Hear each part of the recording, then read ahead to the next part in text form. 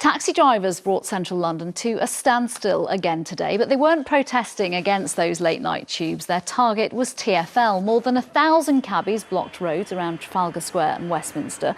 It followed a similar protest in June against the minicab company Uber. Well, I'm joined by Steve McNamara of the Licensed Taxi Drivers Association. Thanks for coming in once again. Let's look at this tube issue for a start. That's been announced. The date has been announced today. Is that more bad news for you, the fact that people will be able to avoid the charge of a black cab or indeed an Uber car and get on the tube? We don't see it that way at all. I mean, the tube offers a point-to-point service. A taxi gives you a door-to-door service. We will obviously lose some customers. People will get the tube, but the cost of a night out in London, a £15 or £20 cab fare thrown in on the end of it, I don't think is a major factor to many people. So we don't really see that as a threat at all, no. OK, today's protest, you brought parts of the capital to a standstill again. What was it about? Because a few months ago we saw you protest against Uber. What was today's about? Today is all about Transport for London. The Uber issue was all about Transport for London, but today it's more specific. We're at our wits' end with Transport for London.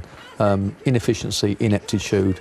They've got no money to enforce the laws against the unlicensed minicabs, the touts that are roaming the streets at night, and yet Leon Daniels spends £50,000 writing to us to tell us he's got no money. Is there a danger, because at the moment you've got more than one argument with more than one person, that Londoners are going to get annoyed, that it seems to be a kind of scattergun approach, that you're almost whinging about everything? Well, we're not whinging about everything. All of our whinges concern TfL. Everything, the TfL is the crux of the matter.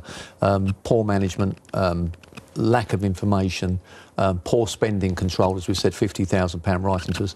Even today, the Transport for London have got no enforcement officers to protect the public at night and keep the unlicensed minicab touts off the street. And yet today they put an army of enforcement officers on the streets, 20 TfL enforcement officers today, taking down cab numbers and issuing notices for having stickers in the window. OK, obviously TfL aren't here to defend themselves on that point. On the point about Uber, one of your concerns is the safety of using an Uber cab. But doesn't technology give passengers more safety, so that if Londoners choose to use an Uber cab, they've got an email, they've got the driver's details and they've got the car registration details? Isn't that more than actually getting into a black cab where nobody knows you got into a black cab? Well, it all depends on the standards of checking that Uber are doing and the benefit of the CRB check.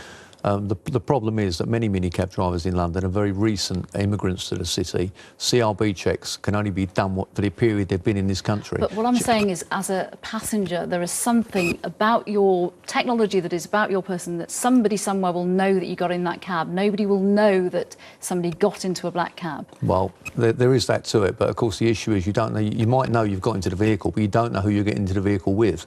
The simple fact is that a taxi, a black cab, is instantly recognisable. The driver's tried and tested. But John Warboys destroyed. We had ultimate faith in black cabs, and one person, but he destroyed some of that faith in black cabs. Unfortunately, the fact that you can remember John Warboys' name tells you it was just a one-off. It's the first instance in 300 years of history that sort of thing has happened. Unfortunately, I can assure you there's many cab drivers like to get their hands on John Warboys.